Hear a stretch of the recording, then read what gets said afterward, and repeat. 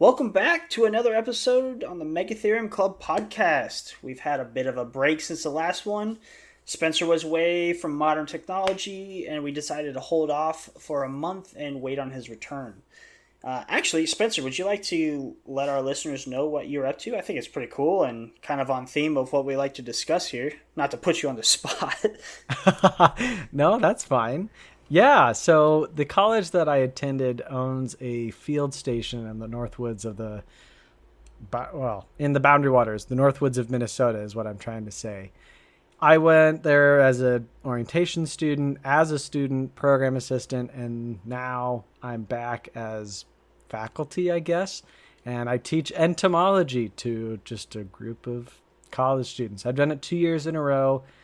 We'll see if my new job will let me take an entire month off in the summer. I doubt it. But I think I'll return again sometime. So, yeah, we go up there and we spend a month. Each course goes on 2 canoe trips, one short one that kind of does this kind of like small loop of lakes to kind of get everybody used to canoeing and used to camping and how that process goes. And then each class will go on a longer trip that actually goes out into the wilderness area, like proper, where we're out there for 8 days, 7 nights, regardless of the weather. This year was absolutely crazy. If you remember, maybe you heard in the news that kind of the upper Midwest was getting all this flooding, especially northern Minnesota, the kind of Duluth area. Well, that part of Minnesota and northward, we just got like a ton of rain in like 2 days. And the lake that the field station sits on raised higher than anyone had ever seen it in its history. We were like we're trying to calculate how much the lake raised by over 2 feet, which was an enormous amount of water. And then you can imagine all that water. Well, it has to go somewhere, so it's going down the rivers. And when you have more water going down the rivers, it's probably going to move faster. But a lot of that area, there's bottlenecking happening because the DNR and Forest Service has built culverts to allow water to like drain under roads. Well, it was flooding over them, destroying the culverts, and then all this debris and stuff would get stuck and then create a dam, and then the lake would rise even more. And our class, we were supposed to go on a route that starts on Moose River North, I think is what it's called. And we get there as a class, and all these people that were coming out of the river, so they were going uphill. We were upstream. We were going to go downstream with the river. And they're like, okay, good luck. There's somebody out there already who lost their canoe. They're just hiking back. So have fun, I guess. Be careful. And then other people halfway down the portage to get to the entry point.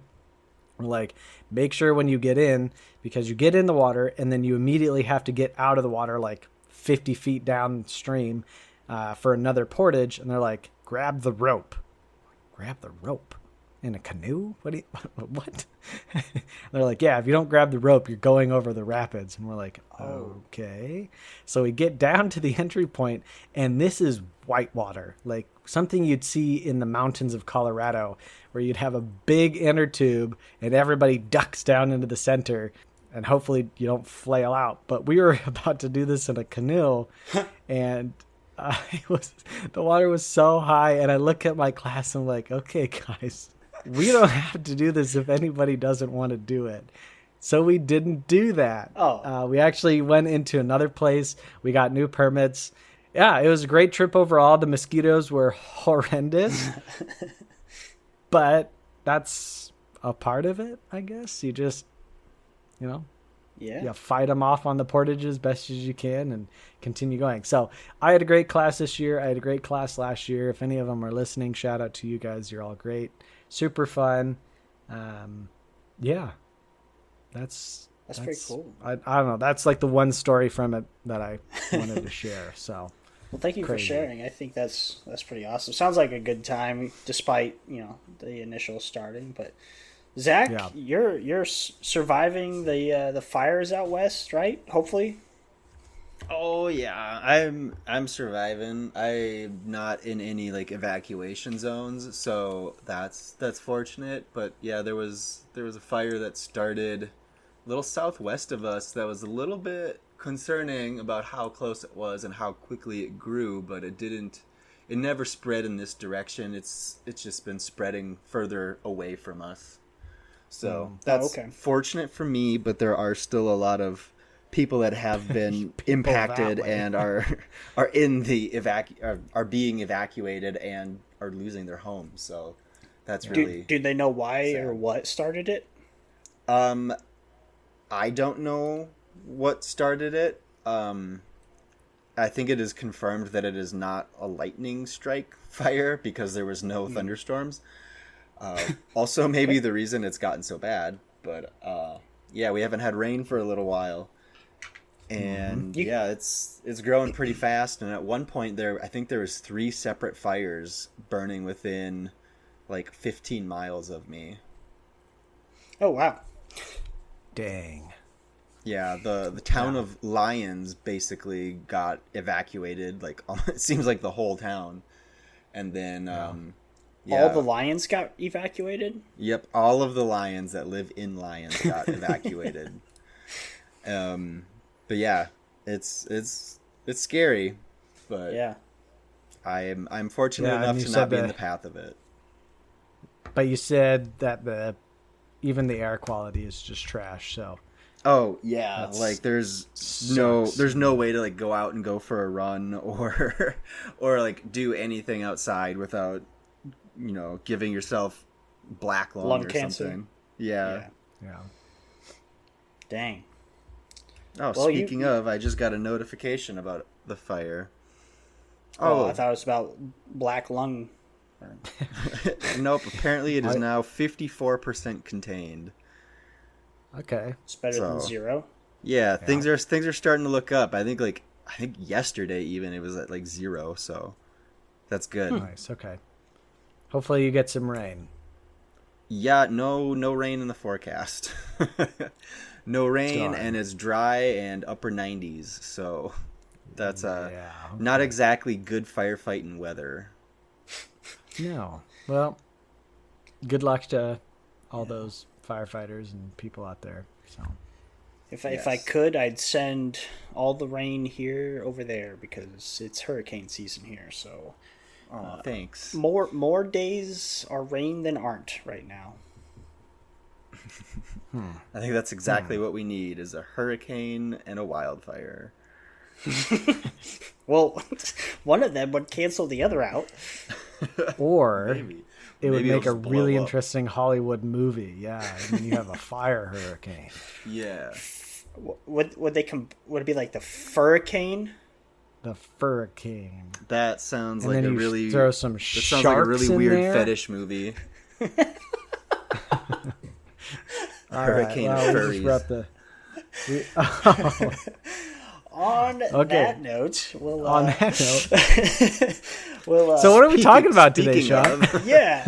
So we decided to switch things up a bit again for this episode and discuss individuals that have inspired us to fall in love with animals and plants or motivated us to go into entomology, to want to study the natural world, and to share our love of wildlife and nature with all of you. Of course, family and those close to us in our own lives played a role in this to some degree, but we're going to talk about more famous people on a national or global scale. I'm pretty sure, at least I'm going to. I actually don't know what these other two are going to talk about. Do you guys want me to go first? I'll happily go first this time. I think you should go first only because I think yours is one that we all share. Okay. So that makes sense. Yeah, that's true. We did joke that this would be an episode of 3 guys talking about Steve Irwin, and thankfully only I will be talking about him today. I think millennials and even a bit older are probably the generation most influenced by Steve Irwin. I grew up absolutely enamored by Steve's shows, work, movie, and his lifestyle. I have multiple books about him. I know I gave multiple presentations in elementary and middle school on him when I was allowed to choose the topic. I wanted to be Steve Irwin. He was truly my hero as a child, and I still is to this day. And to dive in a bit, I'll start from the beginning just to give you some background information on Stephen Robert Irwin. who was born in 1962 on February 22nd in a suburb of Melbourne. That is Australia, for those that aren't familiar. He was destined to become the crocodile hunter from the beginning, since his father was a wildlife expert interested in herpetology and his mother was a wildlife rehabilitator. The family moved to Queensland and started the Queensland Reptile and Fauna Park. It was a small operation back then, but this gave Steve the opportunity to grow up around crocodiles and other reptiles, as well as non-reptilian animals. He was hands-on in the park's daily activities from an early age, helping with feedings, care, and maintenance. And this may sound absurd to some people, but you guys may be familiar with farm kids, and some of our listeners may be familiar with what farm kids are themselves. I don't see this as being any different from being raised on a farm. You grow up learning to take care of the animals your family has decided to rear for one purpose or another, and it becomes second nature to you. And that is exactly what Steve did. But instead of cows, sheep, and chickens, it was exotic reptiles, kangaroos, and honestly, who knows what else. By the time he was 9, he had successfully wrestled his first crocodile. And that is just rather impressive to me. I couldn't find what size of crocodile this was, but we're talking about salties. These are, some of the biggest crocodiles out there. And I imagine it was a success. It wasn't a failure, because we probably wouldn't be here talking about him if it was his first and last time wrestling a crocodile. Outside of working at the park, Steve's earlier years were also spent volunteering for Queensland's East Coast Crocodile Management Program, doing what he's famous for, capturing crocodiles and either relocating them or housing them at the family park. In 1991, before any of us were born, was the year that Steve took over the park, and in 1998 it was named the Australia Zoo, which is what it is currently named today. That's just a brief intro on how he became the crocodile hunter. But why is he such an inspiration to not only me, but probably millions of people? I feel like the title crocodile hunter is a bit misleading and has always bothered me since I was a kid. He isn't out there hunting crocodiles, he's protecting them, catching and relocating them, but I guess crocodile catcher or crocodile protector doesn't have as cool of a ring to it. Did that bother either of you guys growing up, or did you just roll with it? I mean, I think I rolled with it just because, again, maybe I understood that, yeah, crocodile protector doesn't quite have the ring to it. I mean, we all knew he wasn't out there going out and shooting these things, so yeah, I don't think it bothered me that much. Yeah, he wasn't on Swamp People.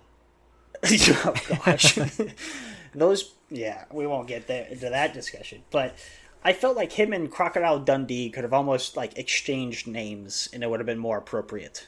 Wasn't Crocodile Dundee just a spoof of Steve Irwin?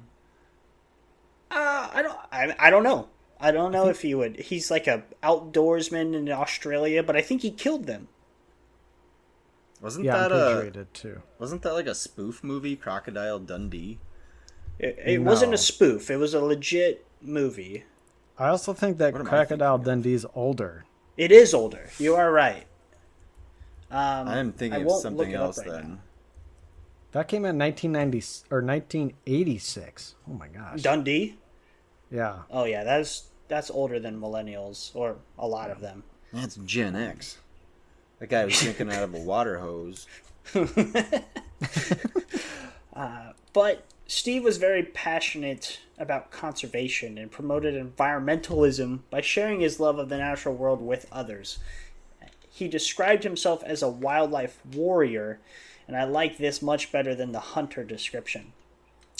His charity foundation, the Steve Irwin Conservation Foundation, which would later go on to take the Wildlife Warrior Worldwide name, Steve was not just housing reptiles at a zoo or telling people to take part in conservation, but he was actively leading by example.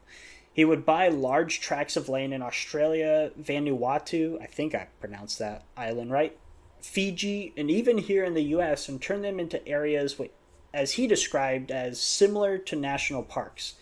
He was an advocate for considerate tourism, which I had to look up, and that was kind of where if you are a tourist in an area, you're very considerate, very respectful of the local culture and traditions, not, how would you say, what's the opposite of considerate tourism? Conquistadors. Well, well, I don't know if those conquistadors, I don't know if they'd fall under tourism when you guys, or that would be very, very inconsiderate tourism, murdering people. That's probably the most inconsiderate thing you could do as a tourist. But Steve was also against supporting poaching, so I think this combination of considerate tourism where you respect the local cultures but also don't support shark fin soup or eating sea turtles because that's what the culture does. Like, respect their beliefs, but you don't have to take part in eating endangered animals or making animals suffer to an unnecessary level.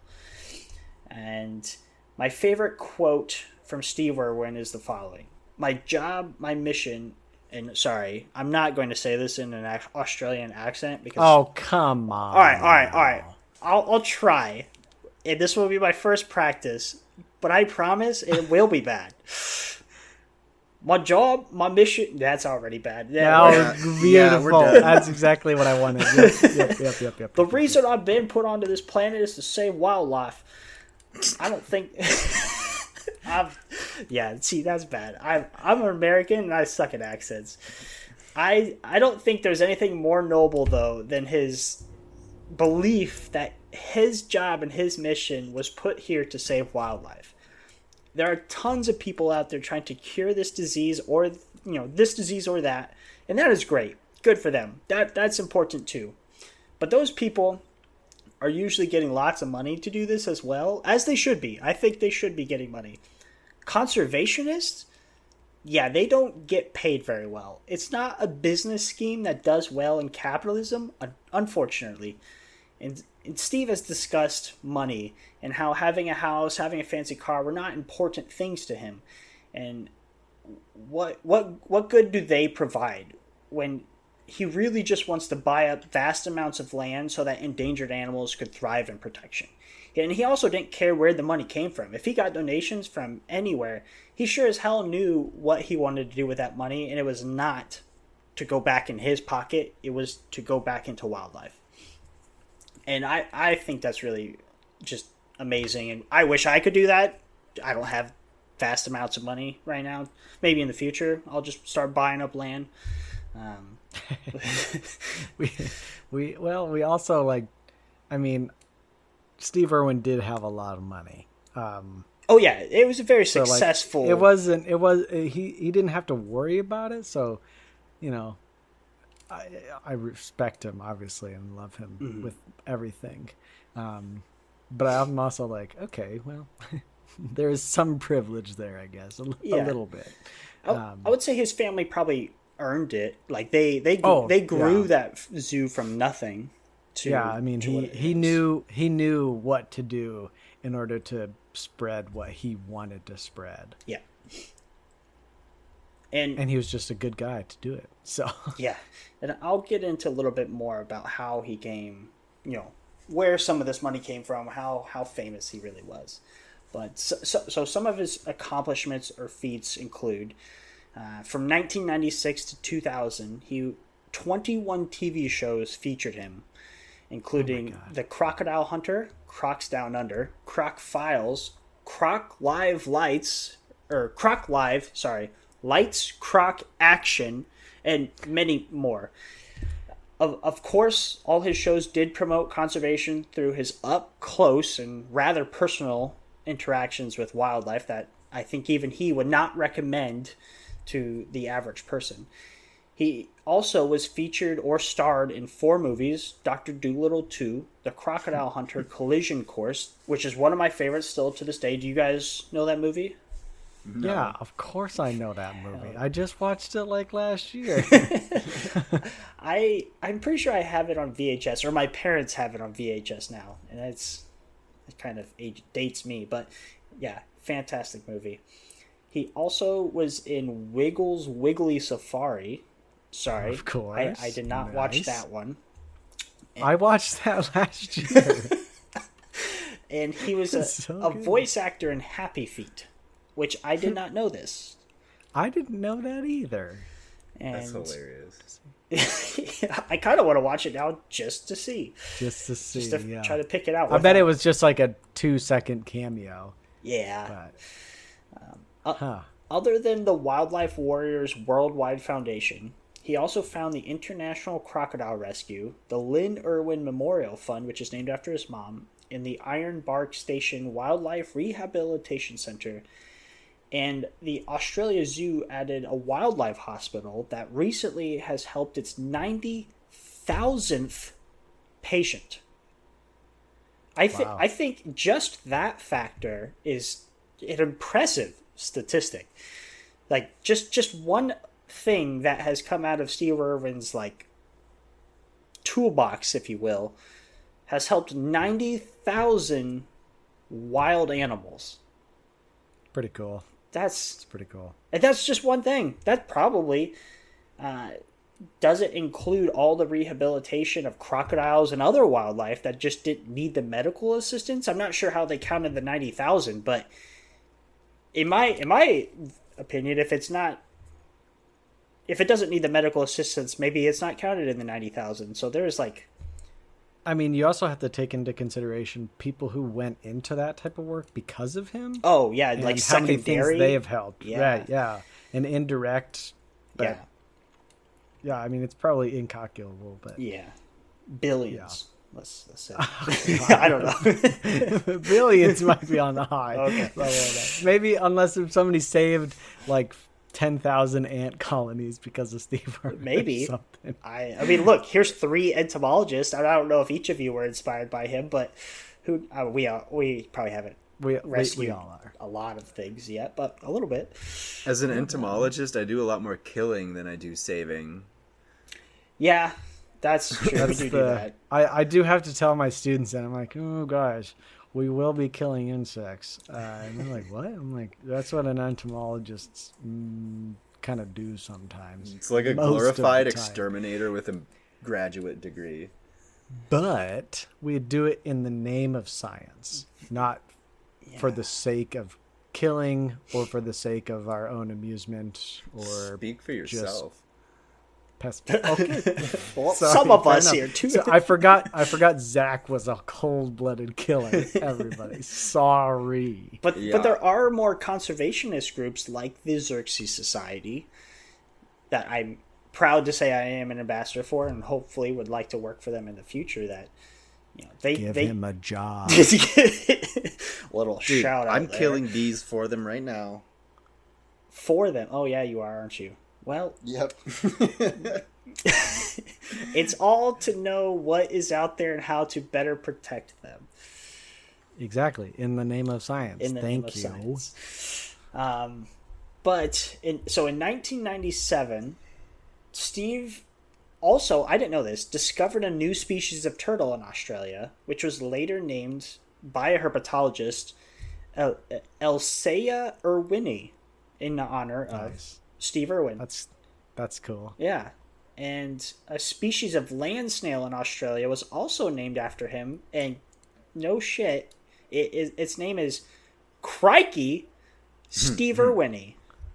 Oh my god. That's the best scientific name out there. Crikey. Steve Irwin. I think you have to say it with the accent. Oh yeah, of course. Crikey. That's probably pretty bad. I have so bad at accents. In 2001, he received the Centenary Medal by the Australian government for his service to global conservation and Australian tourism, and awarded the Queensland Australian of the Year in 2004. I think that same year he was nominated for just like Australian of the Year and got like runner-up to some rugby player or soccer player. I don't know. Some athlete. But gosh, come on. What's that guy contributing? It's just, like me losing to fucking LeBron James or something. Unfortunately, as many of you already know, Steve Irwin did pass away in a terrible accident involving a stingray in 2006, where he was stung by it swimming, and he pulled out the barb, and that was apparently the wrong thing to do.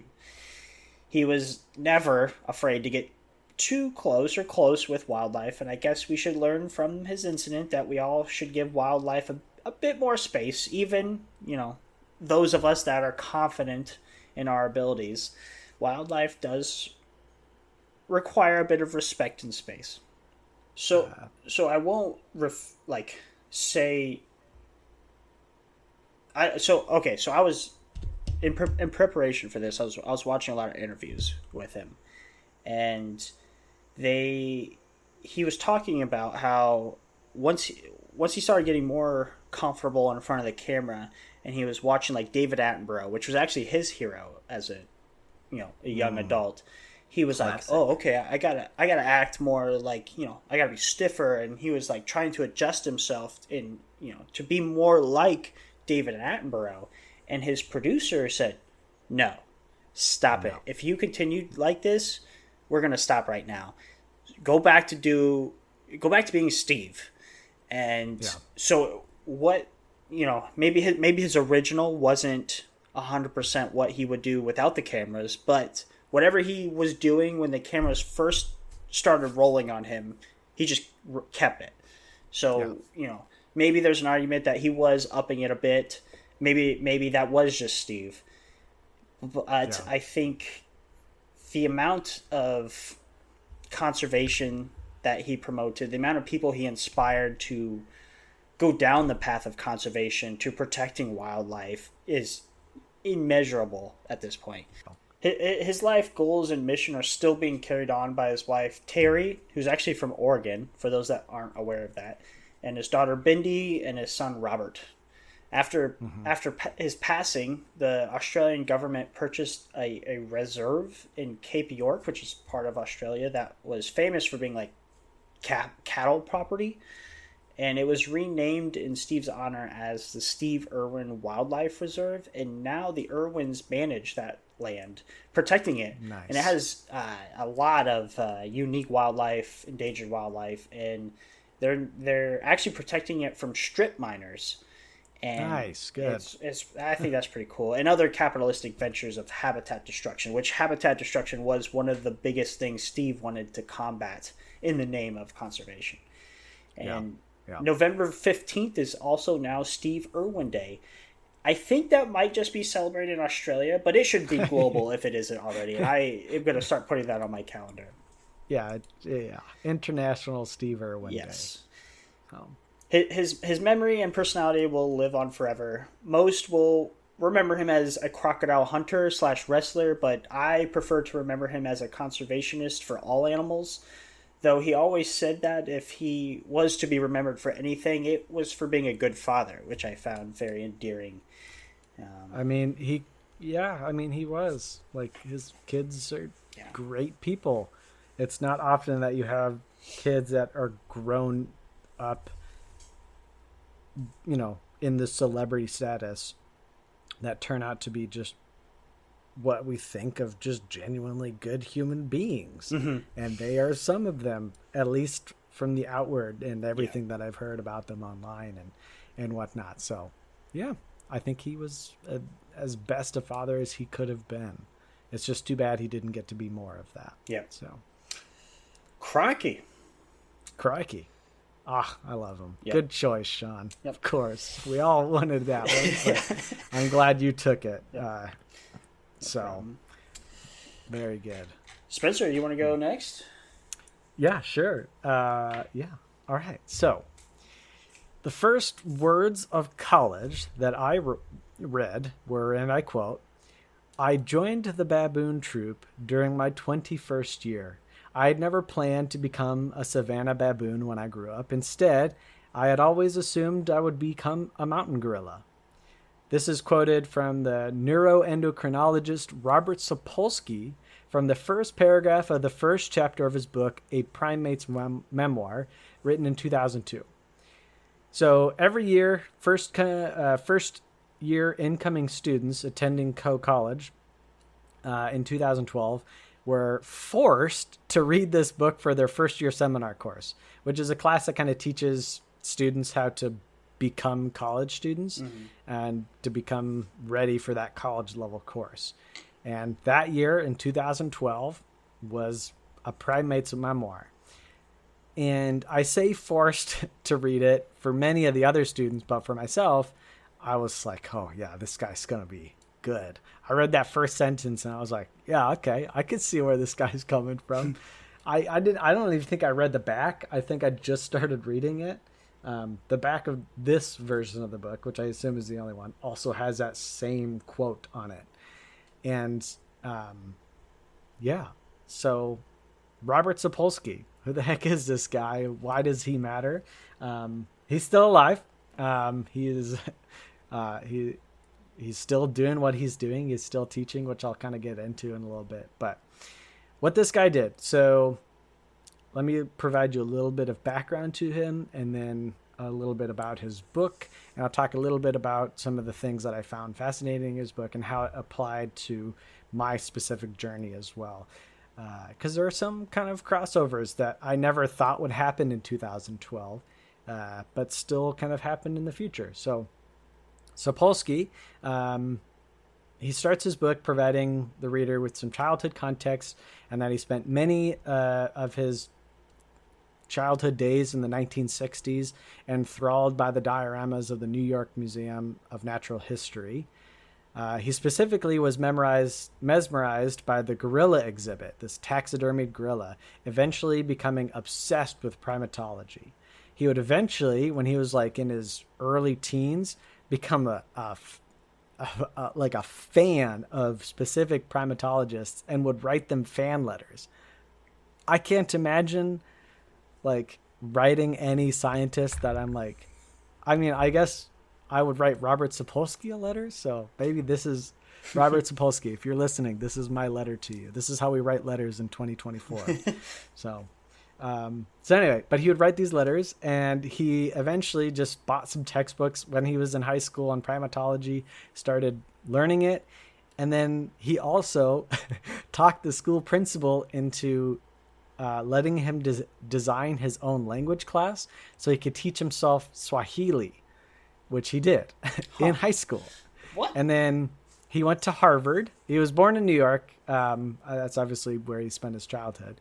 But he went to Harvard, and he graduated summa cum laude, which is like the top of the class. Like you can't get literally any better than summa cum laude. And there he was at the top of his class. So he graduated in 1978. He was 21, and he decided, you know what? I'm just going to get up and I'm going to move to Kenya. What he wanted to do, he wanted to study gorillas, just like he had thought when he was there. But this is something that I think resonates with all scientists. You never really get to choose what you study. Like you kind of just get thrust into something and you kind of make it work. And that's what he did. So he thought he was moving to Kenya to move to central, like, you know, to the, I guess it would be the west side of Kenya, kind of in that mountainous region where the gorillas live. No, he didn't find anything that, like any project, anybody to take on that to help him get through this. And so instead he ended up in the savannas of the Serengeti, where he would end up studying baboons. And this guy, he basically followed this troop of baboons, this same troop of baboons, every year. Every summer he'd go for like 4 months, and he would study them and he would study their behavior. But this guy, he's a neuroendocrinologist, so he was studying stress. That's where he kind of eventually would go on to grad school and study, get his PhD, all while doing this project studying these baboons. And he would study their behavior. He would study their kind of hierarchy and caste system, and then tranquilize them every once in a while. Specifically, he was looking at the males because I guess it's harder and more dangerous to tranquilize females, and because you don't want to do that while they're pregnant. So he focused on the males, I think, except every once in a while the alpha female. But anyway, and he would just take their blood and check out their stress levels and kind of relate that back to where they are at in the caste system, and how healthy they were, and blah blah blah. And he kind of figured out a lot about how bad stress is for humans. And this was at a time when, like, one of the papers that inspired him to become a neuroendocrinologist was saying that, hey, stress in people kills you. Like, if you are constantly stressed, you will die from it. Back then, that was like, oh my God, unheard of. Nowadays, we're like, we all know that. Stress is killing us all. It's 2024. Everyone who's under the age of 50 is stressed all the time. We're going to die by the time we're 60, yada, yada, yada. There's nothing we can do. But back then, that was new, and he wanted to study that. Don't tell capitalism. So that's the start of his book. It's just kind of introducing what he was doing. And then the book is just kind of an overall summary of like the 20 plus years that he studied this baboon troop. Every summer he'd go down there. Every single day he'd watch them. And there's a lot of like really interesting things that I think all scientists can relate to. And then specifically some stuff that in 2012, I didn't understand. But after studying abroad in Tanzania, which is the country just south of Kenya, I was like, oh, I get it. Like, he spent a lot of time amongst the Maasai people, which are the major tribal people of East Africa. There are lots and lots of hundreds of different tribes that speak lots of different languages, but the Maasai is the biggest group of people that make up this tribe. And so he was interacting with those types of people a lot. He was learning some of their language, and so kind of learning about his experience and then comparing that to my very short 4 months, 4.5, 5 months that I was there studying abroad. I was like, oh, that's kind of cool. That's kind of cool. And some stuff I didn't even really put together until I like reread the book for this episode. And one of the things he talks about in chapter 2 is when he goes to the capital of Kenya, Nairobi. Oh my God, why can't I say that? Nairobi. Yes, thank you. And the Swahili that he had taught himself, I guess, is Zanzibarian Swahili, which Zanzibar is an island, a pretty big island off the coast of Tanzania. It's owned by Tanzania. It's kind of its separate little thing, kind of like a territory of Tanzania. But Tanzania, Zanzibar, Kenya, the major language spoken is Swahili. And the Swahili that he taught, and the Swahili that's, I guess people speak in Kenya are very different types of Swahili. It's like when you compare Spanish speaking people from Spain to Spanish people from Mexico. Very different dialects and slangs and other things that have evolved because the countries are separate and whatnot. And then I thought one of the first times that I met Dora, who was our guest podcaster in 2 episodes ago, I think. And Dora is from Kenya. She's from Nairobi. She obviously speaks Swahili. And when I learned that, I used some of my Zanzibarian slang that I learned when I was there on her. So one of the greetings that you kind of use in a formal sense is Jambo. And there are many conjugations of Jambo depending on who you're talking to and yada, yada. But Jambo is just kind of like the quick say. Well, the slang of Jambo is Mambo, just like Mambo number 5, right? Mambo. God, you beat me by half a second to that. Of course I did. I knew what you're going to say.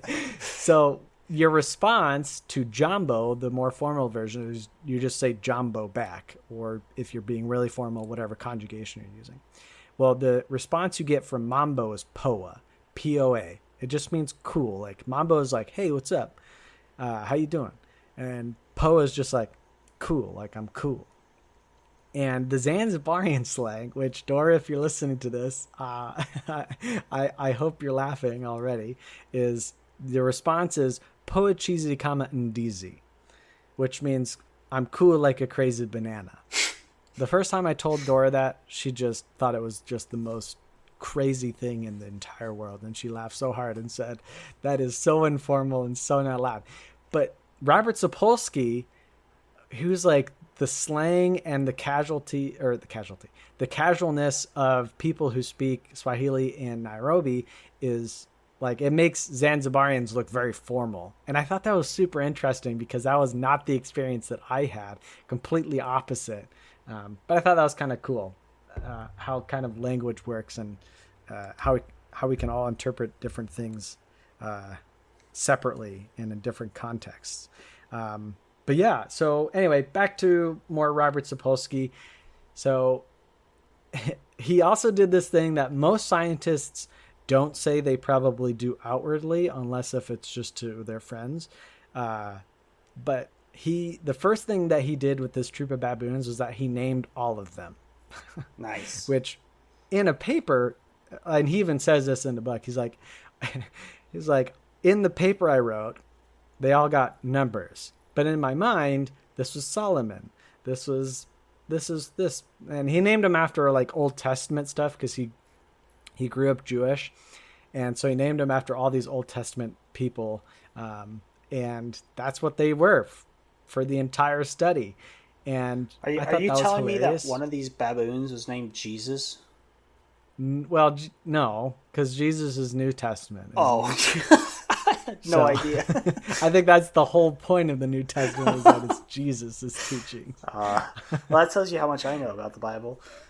Fair, because it's he's Jewish, so they don't believe that Jesus was the Son of God. They believe he was probably a prophet. Anyway, I don't want to get into it. Gotcha. I think religion and the history of religion is fascinating. Mm-hmm. Robert Sapolsky is an outward, like, outspoken atheist, by the way. That was one thing that I read about him that was like pointed out for some reason. I was like, I don't know why this is important, but there was a few articles on it. I was like, guess he's really atheist. Don't forget it. Don't forget it. But anyway, he named all these people after, all these baboons after that. But eventually, over time, so he would have to do things. The idea is that he incorporated himself into this troop of baboons. Of course, he was a separate entity, but there were times where he had to step in and kind of be a part of it, because he would trank a baboon. Like, there specifically, he talks about a time where he tranked one of the up-and-coming alphas, and he accidentally he shouldn't have tranked it when he did.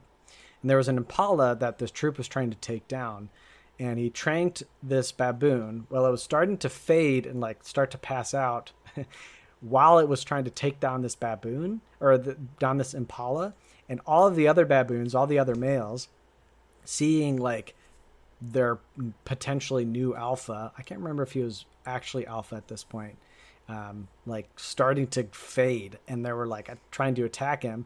So Robert Sapolsky had to go in and like scare off and fight off these other baboons so that they wouldn't attack and kill the new alpha, or the new up and coming alpha. And he just kind of talks about how weird it was sometimes. And then that same baboon in that same period of time fell into like a cave, and he had to like go in there and see if the baboon was actually passed out or not, knowing that if it was still awake, it could just rip his face off. And that's just a part of it. Sometimes you're just gonna get your face ripped off by baboons. I don't know. When we were in Tanzania, we did a lot of field work out in the Serengeti National Park, and we were chased off by some, lions and some elephants and whatnot. But sometimes the baboons were what you really wanted to look for, because you kind of put your guard down around them because they're not as big, but they will still mess you up, and their teeth are huge. I found a couple like baboon skulls, and you're like, okay, yeah, this thing could bite through me, and if it gets anywhere near my head, I'm a goner. So the fact that he was doing this is just fascinating. So anyway, but he was studying the stress of these things, and then his book is kind of also touches on some of the people that he met and the interactions that he had. And at first he was really frustrated by the tribal Maasai people because he didn't quite understand their customs and how they did things. And over time, as he became more accustomed to learning about the Maasai people, he kind of also learned a lot about himself, and then he was able to apply that to studying the baboons and just like learning that, hey, animals still have some really interesting culture and some really interesting personalities that unless if you're studying them every single day for 20 years, you just wouldn't notice. And so I don't know, he like talks a lot about growing as a person because he spent all this time in a place that was completely foreign to him. Imagine going from New York and Boston to the plains of Africa. Yeah. Where you've never been before. Yeah, you speak the major language, but some of the Maasai people don't speak Swahili. They only speak Mai. And trying to learn that language while also speaking a dialect of Swahili that sometimes people don't understand and whatnot. And so it was really cool. And I don't know, it was like, oh, I kind of remember that type of behavior. And I remember watching baboons when I was over there. There was a certain baboon that I saw that had a chunk of mirror that had broken off from a safari vehicle or something. And this baboon was looking at himself in the mirror, and he was just masturbating vigorously, just going to town while staring at himself in the mirror. And at the time we were with, I think, our African ecology professor, and he's like, everybody take pictures because this is really interesting. Oh, yes, it is interesting. That is very interesting. And Robert Sapolsky's like, I had to watch a lot of baboons masturbate. I'm like, hey, I did that too. It's like, Robert Sapolsky and I are the same person. Yes.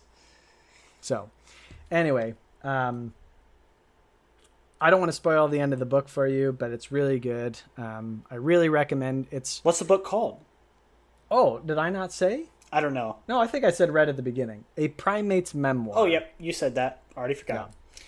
So, okay. No, you're good. Written in 2001. Go to your local library, check it out. If they don't have it, request it through interlibrary loan or something like that. How about Audible? Yeah, you could do Audible. That's, I mean, I'm assuming somebody has probably turned it into an audiobook. Maybe I'll turn it into an audiobook. I don't have the voice for an audiobook. It would be me stumbling over every other word. But I think it'd be a lot of fun. So, oh, yeah. It's on Audible. Yeah. Awesome. Yeah. Oh, I was just about to look it up. And the cherry on top is that Co College brought Robert Sapolsky to Co to give us, like this big old lecture and kind of summary and stuff about his life and his book for all the college and the surrounding Cedar Rapids community. So did you get to shake I his got to hand? see him. No, what? I did not. Yeah, Loser. The line for it was really long, and by the time I got up there, he didn't have hands. like he didn't have hands. People chopped him off. No, he had had to go. So I didn't get my copy signed. I was really disappointed. But I did get to see him in person, which was really cool too. Yeah. He still teaches. Oh my God, why did I not write down where he teaches? I did not write that down. But he still teaches. He still goes on tours and talks about his stuff. And yeah, I don't know. That's my pick. I don't know. That's cool. What more there is to say. I had no idea about him. I think I've heard you mention his name before, but I was like, yeah, it's some guy that you know about. But it's more than that. He's a pretty cool guy. He's got 3 other books, I think, or at least 2, that I'm planning on reading eventually. And they're also really, really good. I just happen to have read this one. The other 2 are called... Oh, by the way, it was free on Audible for those listeners interested. Ooh, free on Audible. Oh. Do that on your morning commute. The Trouble with Testosterone and Other Essays on the Biology of the Human Predicament. And then I think this is a more famous version, this is a more famous book of his, Why Zebras Don't Get Ulcers. A Guide to Stress, Stress-Related Diseases, and Coping. All right. Why Zebras Don't Get Ulcers. They don't eat spicy food. Oh, God. I should probably cut out spicy food from my diet. I love it, but my body does not love it. I don't get ulcers. Because you're not stressed, ever. Oh, okay. Spencer is the least permanently stressed person I know. Sure. Yep. I am, sure. Not stressed at all. Not when I lose a game of Magic, I don't get stressed. I'm cool as a cucumber. I'm cool like a crazy banana, in fact, actually. So, Yeah. cool. All right, that's my pick. Thank you, Spencer. Yeah, you're welcome. And thank you, Robert Sapolsky, for all that you've done. I hope you listen to this someday. I doubt it. If you do, email us at megatheriumclubpodcast at gmail.com. Yes, please. Cool. All right, Zach, let's turn it over to you. Yeah, so today I chose to talk about a dead white dude from the 1800s that both of you have probably heard about, but just don't know it yet.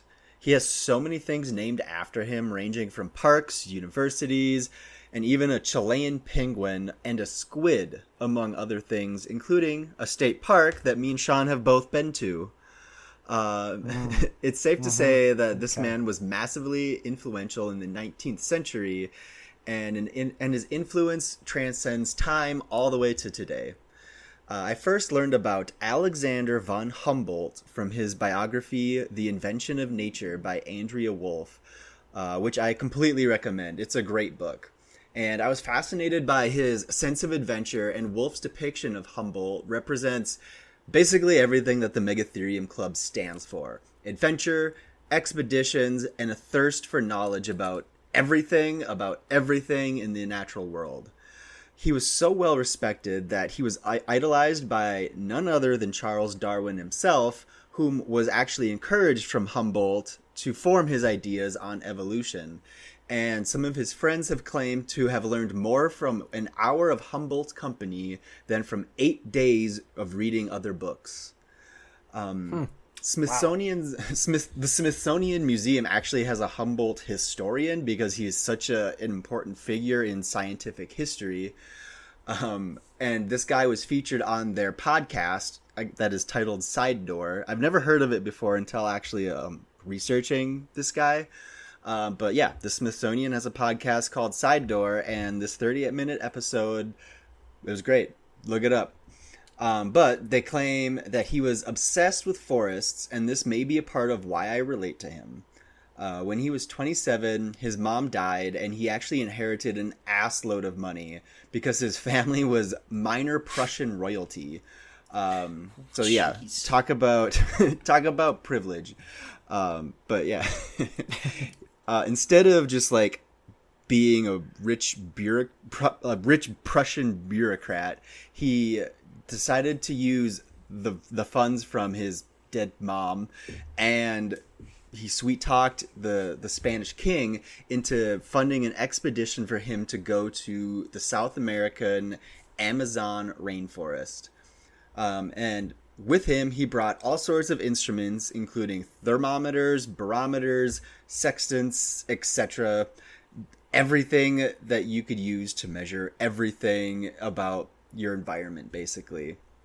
And it was said that when he got there, the first thing he did was take the temperature, a solid 99.8 degrees. And he immediately Fahrenheit starts... or Celsius? Probably Celsius, yeah. Oh, perfect. Yeah, he was That's literally cool. 0.2 degrees away from boiling. Hey, I got the sauna at the field station at 215 degrees once. So That people die. no, people didn't like it. They were mad at me. was your blood boiling? No, a cooking good it? sauna is like 180 to 190. I like it. Those are like, rookie numbers. You could bump that up a little bit. Yeah, which I did, and people were mad. Yeah, their brain was becoming meat. It's fine. I'm still alive, and there's nothing wrong with me. Yeah, so I'm never saunaing again.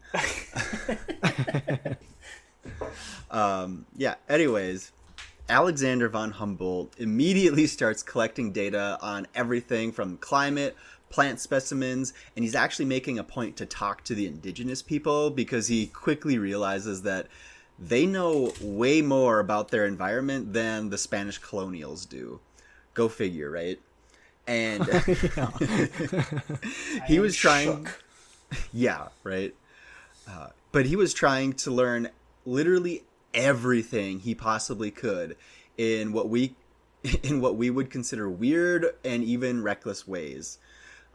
Because the locals apparently could tell they could differentiate species of trees by the taste of their bark. He was going around licking every tree there, which, I mean, I don't know what you know about the Amazon rainforest, but just going around licking plants is probably not the best idea. Horrible idea. Yeah, but he wants to see if he idea. Yeah, he just wants to see if he could figure out what species they are based on the taste. And another curiosity he had was, how powerful are electric eels? And to figure it out, he starts grabbing them out of the water just to see. But he's sending like all of these specimens, all of this information back to Europe because that's kind of what he's there to do. And yeah, and he is collecting... Today's journal. I grabbed an electric eel. It hurt a lot. Yeah. On a scale of 1 to 10. It's a fucking 13. King Philip. I mean, we give Coyote Peterson shit. Don't come to the Amazon and do this. Yeah, we give Coyote Peterson shit for doing stuff like this, but I'm like idolizing this guy for it. Because he was like the first... amongst the first probably white men in this area to gather info for science, was probably right. Oh, for sure. Oh, easy, yeah. Yeah, he's Coyote definitely one Peterson's just looking for money on YouTube. Yeah, he just wants to like sting himself with bullet hits and shit. But anyways, one of Humboldt's most recognized achievements was his ascent of Mount Chimborazo, that at 20,549 feet tall was the tallest known peak at the time.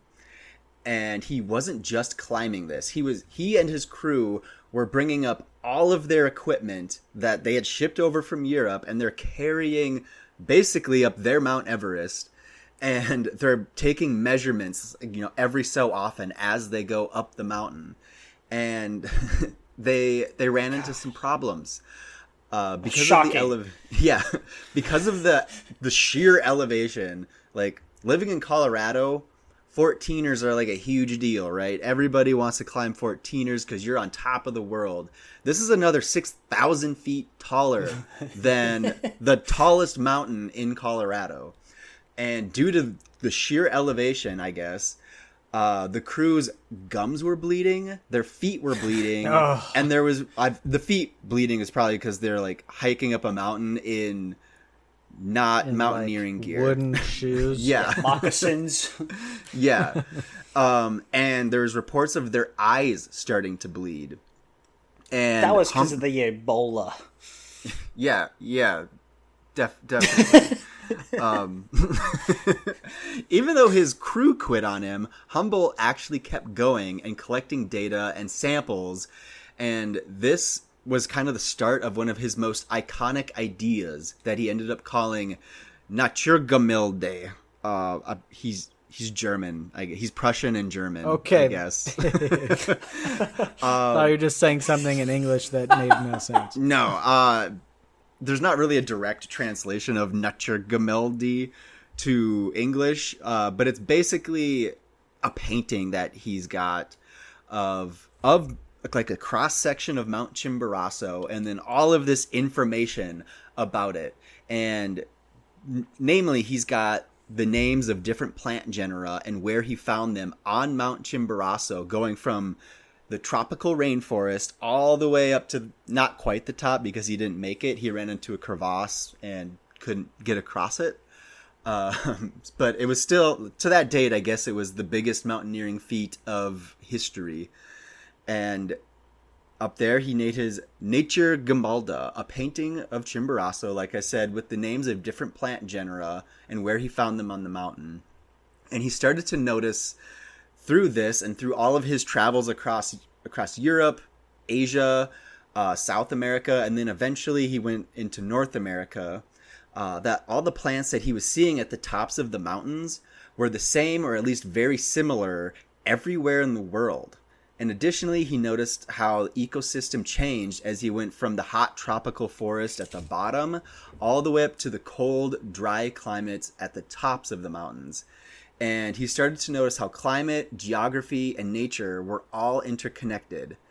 And he also noted that latitude could kind of be a proxy for elevation. So like stuff you see at a certain elevation around the equator, as you go north, you start seeing it at lower elevations, if that makes sense. Anyways, yeah.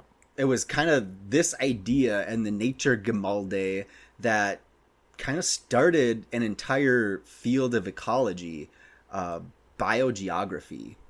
So I don't know what you guys know about biogeography, but it's kind of just the interconnection of climate, geography, and life. You know, what occurs there, what co-occurs there. And it's really fascinating. And he was kind of the father of biogeography. With all of this in mind, I think the biggest reason that I resonated with him for today's episode is that through all of these experiences, he came up with a revolutionary way of thinking about nature that we sort of take for granted today. Up until this time, people thought everything in nature was basically placed there by God for man's use or consumption, sort of like, I don't know, like a manifest destiny type of thing, right? And Humboldt challenged this idea and discovered how interconnected the natural world really was.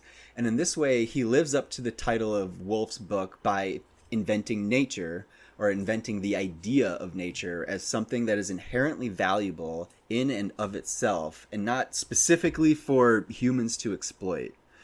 In this way, he sort of became the first conservationist, which I think was really cool, and that's kind of why I resonate with him so much. And I could go on and in so much more depth on everything about Humboldt's life, because there's so much more out there that is worth talking about. But I'm just going to recommend that you guys read The Invention of Nature by Andrea Wolff. It's an engaging and inspiring read that I hope will leave you just as excited about exploring nature as it did for me.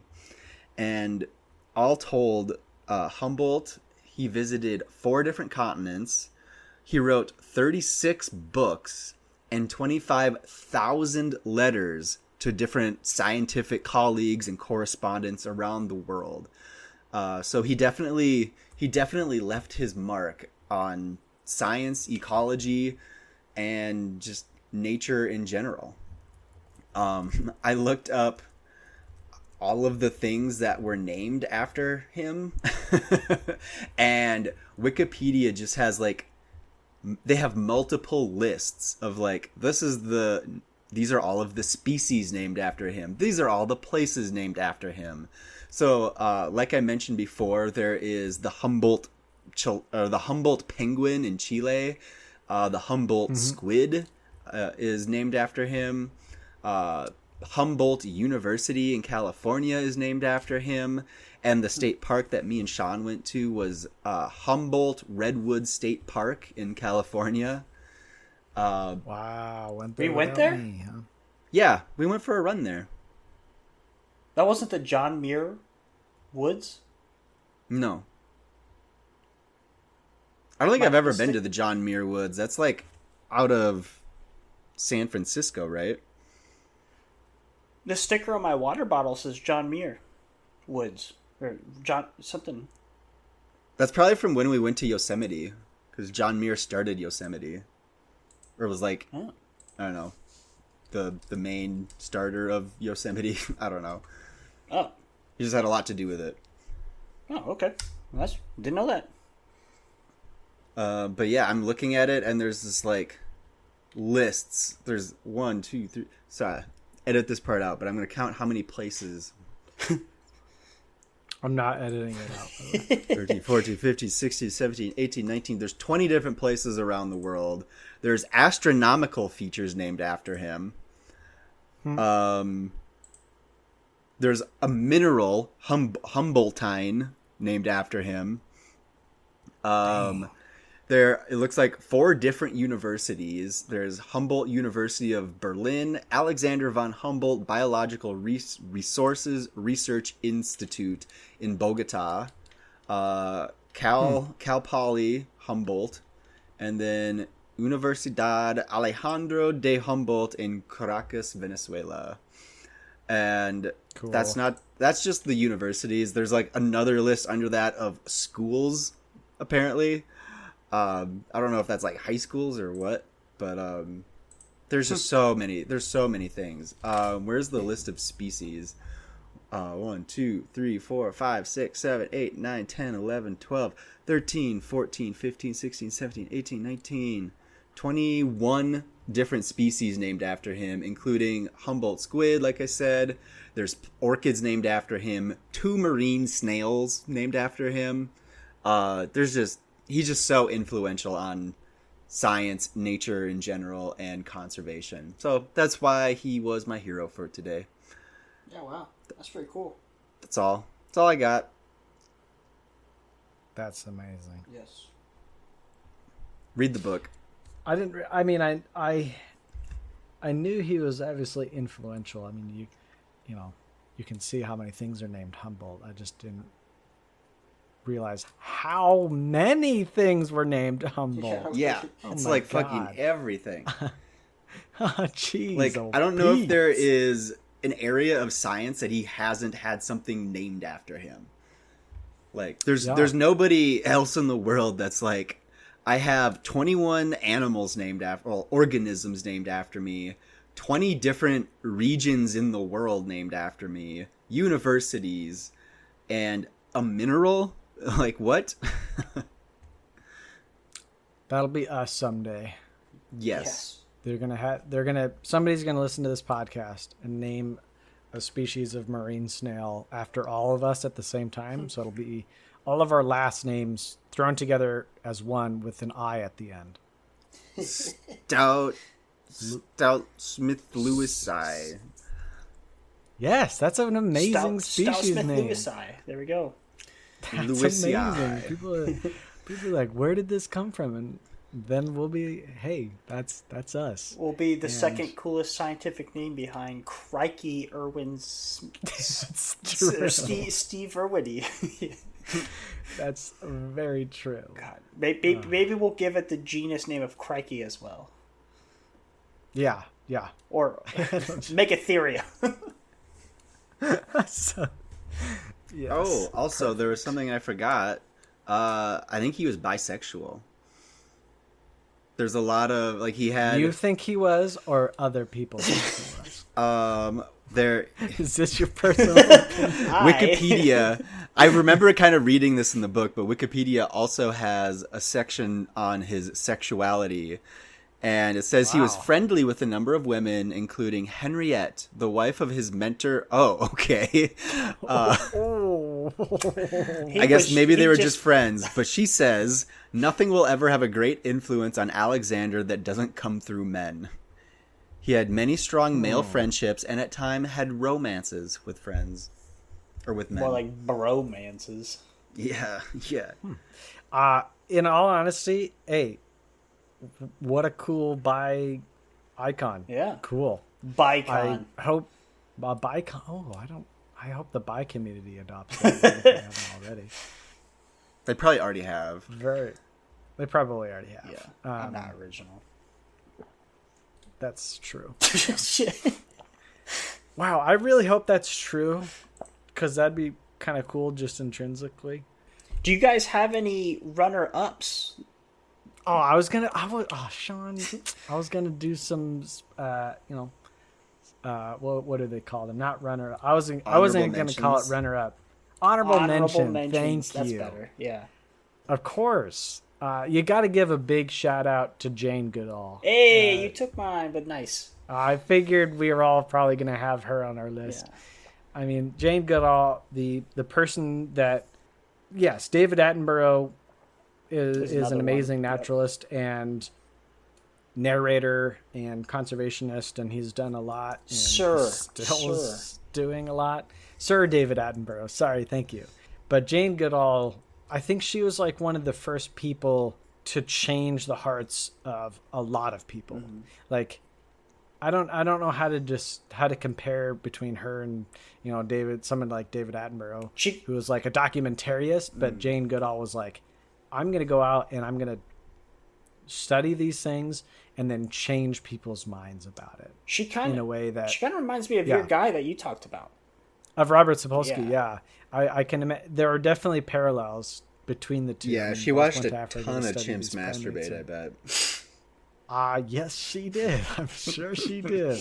Yeah, so that's why I threw her on my list. I mean, she's just an amazing conservationist as well. And shout out to the vegans. Oh yeah, that's right. She actually wrote a really good botany book called Seeds of Hope. I don't know if you guys have heard of it, but yeah, it was kind of a surprise to me because I was like, Jane Goodall talking about plants? What's going on here? It was a pretty good book, though. Scientists can only study one thing. Yeah. So that I would say that she was my honorable mention. I think she honestly is like one of those people that deserves a whole episode or books and documentaries and movies, which she has. So she's still around, right? Yeah. Yeah. Oh yeah. Okay. Oh yeah. She's up there. I don't know how old she is, but she's still doing her thing. She's still studying chimpanzees when she can. And good for her. Let me see. Jane Goodall. My runner-up. She's 90 years old. Oh, wow. She's crushing it. Okay, boomer. Yes, she is. Okay, boomer. She might even. She's older. She's. Is she the generation before? I don't know. I think my grandpa's a boomer, and he's like upper 80s. Oh. Boomers are pretty old. I guess my parents are on the lower end of the boomers. Oh, yeah. She might be a boomer. I think my parents are on the upper age of Gen X. So that would make sense. Did they drink out of a water hose? I mean, I drank out of a water hose as a kid. So you're Gen X? What is this thing with the water hose? I don't know. I think I know what Zach's getting at. There's all these memes going around because Gen Xers are getting older and they're feeling a little bit nostalgic and they don't like the younger generations, specifically the millennials and Gen Zs. Yeah. And they're like, we used to drink out of, our fountain hoses. And, made us strong. You've got your Stanleys with your filtered Britas. Oh my gosh. We drank out of the hose. I have not seen this. We used lead straws. It's like, okay, calm down. Don't turn into boomers. We don't need another generation. Gosh. I didn't realize that. That's funny. Of boomers. So. My runner-up is Bernd Heinrich. Have either of you guys ever heard of him? Nope. He kind of reminds me of Spencer's guy, Henry Sapolsky. I thought you were just going to say Spencer. Robert Sapolsky. Gosh. Where I had to read a book for college as like an intro course to get used to college. And then he later came to my school and signed books. And I actually got to go on a run with him, which was like, wow. Brag. And there's pictures of me running with him. My hair was down to my chest and I look way cooler than I do now. But Sexy. He was a German entomologist ultra runner that lives in America, and I don't know if he still does, but he was a professor, and I forget the university but he was an entomologist that he has numerous books, but he wasn't like, I think a naturalist is maybe a better term for him. Maybe he traditionally studied entomology, but just all sorts of things were his like forte. And my favorite book by him, he has one about ravens where he just like, I don't know, kind of like lived with them, and gave them all names and studied their behavior. But my favorite one by him, he was training for a 50K, which is 31 miles. And the whole book is him like analyzing different animals' endurance capabilities and what he can learn from them on how to better improve himself. This man had like a 10-mile loop he would run around a lake, and he would like stash various liquids and just test which liquid performed better in his system, including like alcohol, cranberry juice, different things.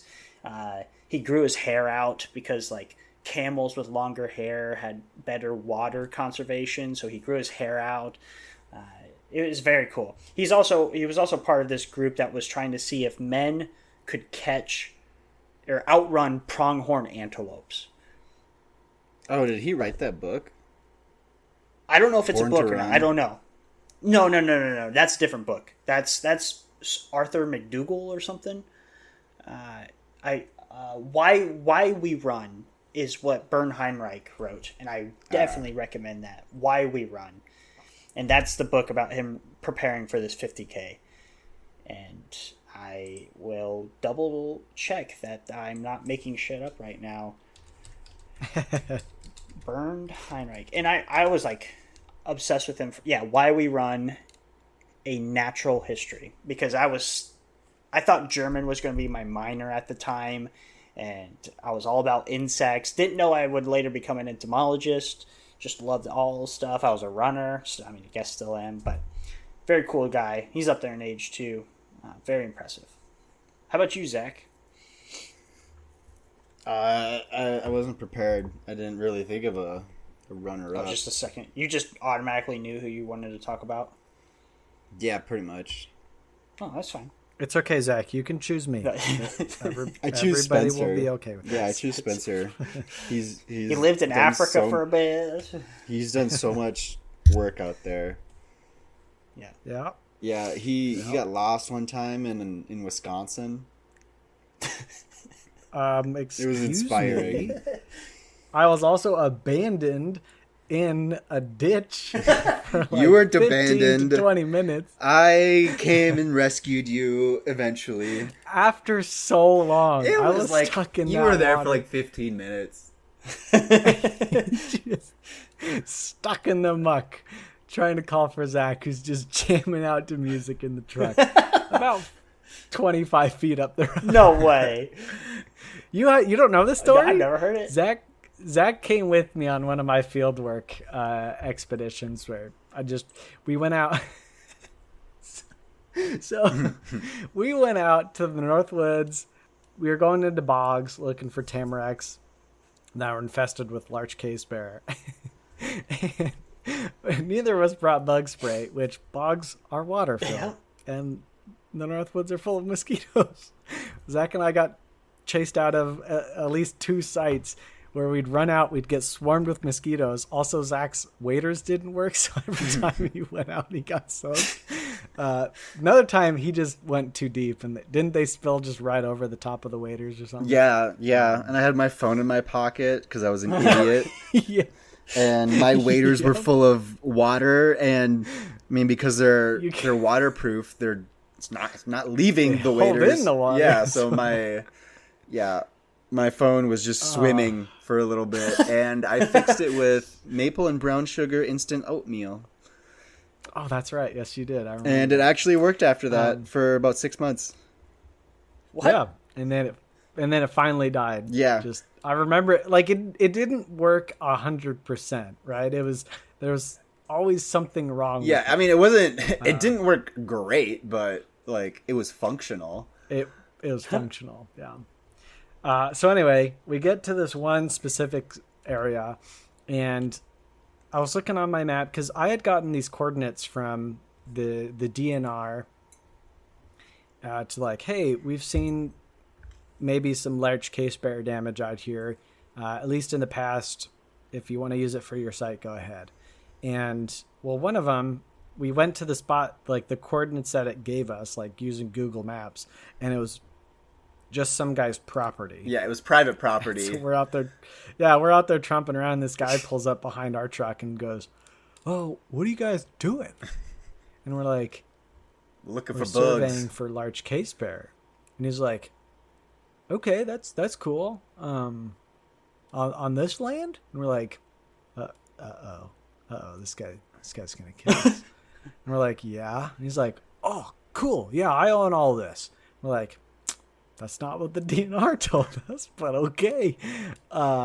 And he's like, feel free to do whatever you want. He's like, I got some houses or some trees up by the house that look a little funky if you want to come check No, them out. he called them shit pines. He's like, I got some of those shit pines over by my trampoline. I had forgotten what he And we're looking for tamarack, which, I mean, it's a conifer, and it looks like a shitty pine tree. It's true. It's true. And they lose their needles every fall. And so he's like, they die off every fall. And he's like, no, they just shut their needles. So anyway, but he just like let us, I think we ended up using some stuff from that site too. But anyway, at another site, it didn't really look that good. And so I told Zach, I was like, hey, just like wait in the car. I'll go survey. And if there's anything, we can go out and grab some samples. And I went out and I got into the bog. So it's along the road. And then in between the bog and the road, there's like a deep ditch that's dug out. And it's always filled with water. Well, you can usually just jump across that and get into the bog, which is waterlogged. So it's difficult to walk through anyway. And on my way back, I misstepped. The part of the bog that I was too thin, and I just sunk. I was like up to the top of my waders, didn't spill over, and of course I didn't have my phone, and because I wasn't Zach, and I was stuck. Like, you know, when you're in that much, because it's not just water, it's peat and it's muck and it's muddy and so it just vacuums you into the ground, and I'm just screaming at the top of my lungs for Zach, but I can hear the music from the truck, and so I know Zach can't hear me, and I can't move. Like there's nothing to grab on. I'm pretty sure I had like Freebird playing or something. And I'm just eventually I just was like, all right, he'll come and get me. And I waited, and I waited, and I waited, and finally I think Zach was like, oh yeah, I should probably go see where he's doing, because he said he'd come back. And like, 15, 20 minutes later, I see Zach like walking along the road, kind of scanning. I'm like, Zach, down here. Of course, what did this man do before he pulls me out? Jumps in. He takes a picture. Oh.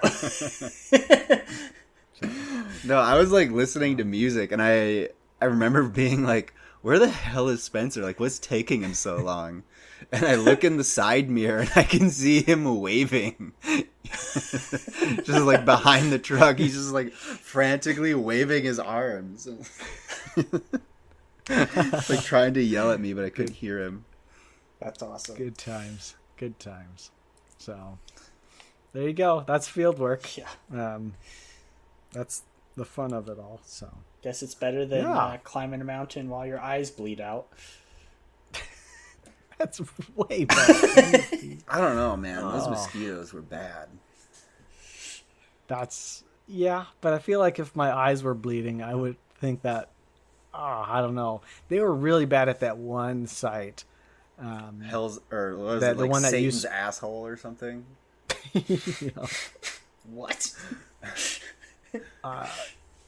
It was a pond that I called Satan's asshole because there was so many mosquitoes. Okay. It was like, it felt like we were going through one of the layers of hell. It was just thousands. And we get back, and we were talking about how bad the mosquitoes were, and our advisor was like, well, did you guys bring any bug spray? And we're like, no. And we became infamous in the lab, because it was like, 2 of the students went up into the Boundary Waters area, or the Northwoods, without bug spray, and Brian thought that was just the funniest thing ever, and he's like, of course it's you two. And I guess he's like, yeah, of course it was us, because we're cool. Dude, I still never bring bug spray anywhere. Oh god, I had to use it this summer. It was so bad. Last summer I maybe used it a handful of times, but this year I was just soaking in the deep. Just couldn't function. Like, you'd be outside and you'd have literally 1,000 mosquitoes trying to land on you. I'm like, okay, this is horrible. And then you do a portage, and like I would do like little, because you're walking behind somebody maybe, and they're got a big red pack on, and you can count how many mosquitoes are on them, and you're like, okay, after 500, you're like, okay, that was half of the Duluth pack. Here's the other half. There's easily over 1,000 mosquitoes on this person in front of me. So. Jeez. Brutal. Ick. Brutal. But anyway, we're at an hour and a half. This is going to be a longer episode. Yeah. I'm sure there'll be stuff to cut out, but Yeah. The last 20 minutes of conversation. the last 20 minutes. No, I think It's a good story. Most of it. Story. Yeah. It relates to what I was talking about with Robert Sapolsky and Yeah. all the shenanigans that you get up to in field work and stuff. So anyway, Cool. those are our idols, everybody. Thanks for listening. Also, because we don't release episodes regularly, because that's not what we have time to do, please just when you follow us, also click that little bell icon. I know every single YouTuber, podcast, yada yada says click the little bell, but it's the only way you'll know if we post a new episode. Yeah, don't forget to like and regularly subscribe. Don't forget to like and subscribe. It actually does work. I mean, I started doing that and I was like, okay, I get it. I get it now. Now I can know when these, because I forget about podcasts sometimes. I really do. I'm like, oh yeah, I was listening to this. Yeah. And then they don't release an episode for a long time and then it just goes away and just gets overtaken by everything else in my queue. I'm like, okay, if I just push that little bell, it just tells me when something pops up. So please do that for us. And for you. And for me. For them. Like, So they can know when we upload an episode. Yeah. Yeah. Yeah. And for me, I'm Spencer. gonna say it's a personal thing at this point because I said it. So, but anyway, we appreciate everybody. By the way, we have stickers. Oh, I was going to ask, maybe off. Yeah, we have stickers. We What don't do you have mean an we? infinite amount of stickers. I'm gonna send you some. Zach, you're not getting any of the originals because I'll die on that hill. But we have a bunch of different stickers that my brother designed and put together, different sizes, different stuff. So I'll send them out to you guys. And then if anybody does want a sticker, I don't know if we're at a place where we can say, hey, we're going to charge you. But if you want to throw a couple bucks at us, we're not going to say no, to help pay for the platform that we use to host all of our stuff. If you just listen to us, we're happy. So I'll send you guys some stickers to send to some people if you guys know them. If you're just a random person out there and you want a sticker, please email us. We will send you a sticker, like especially if we don't know you, because that'd be really cool. So, And if you guys have heroes, let us know who they are. yeah, and maybe we'll do a shout out in the next episode. So, yeah, good idea, Sean. Tell me how much of a hero I am. Yep, choose Zach Yep. Smith. All right, I think we'll end it out there. Cool. And as always, how? How? How?